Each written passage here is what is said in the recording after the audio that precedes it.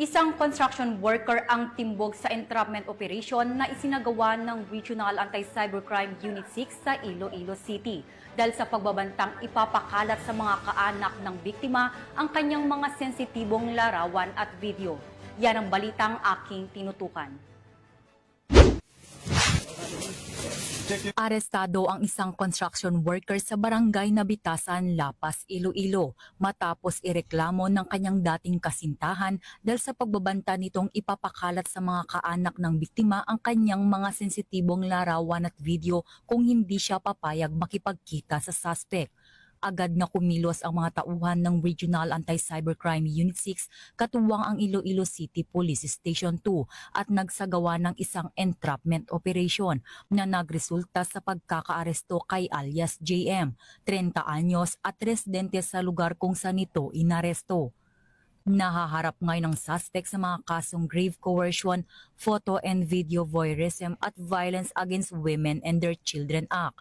Siya ay kasalukuyang nasa kustodiya ng Iloilo City Police Station 2 para sa karampatang dokumentasyon at disposisyon ng kanyang kaso. Patuloy ang paalala ng mga otoridad na agad ipagbigay alam sa kinaukulan ang anumang uri ng pananakot o pangingikil gamit ang sensitibong impormasyon o materyales upang ito ay agarang maaksyonan. Ang mga involved po dito sa kaso na ito ay dating magkasintahan.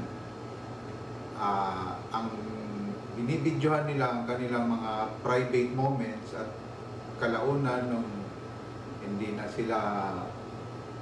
sila magkasundo ay ginagamit ng lalaki ang mga video na ito para i-pressure yung babae na gawin muli ang gusto nitong lalaki. So paalala ko lang sa mga magkasintahan dyan, mag-ingat po tayo, huwag po tayong papayag na binibidyohan ang ating private moments. O kundi kaya, mag-ingat po tayo na baka sekreto tayong nabibidyohan. Mula dito sa Campo Crame, ako ang inyong PNN correspondent, Patrolwoman Mary Grace Artizuela, nagbabalita para sa Police News Network, alagad ng batas, tagataguyod ng Balitang Pulis.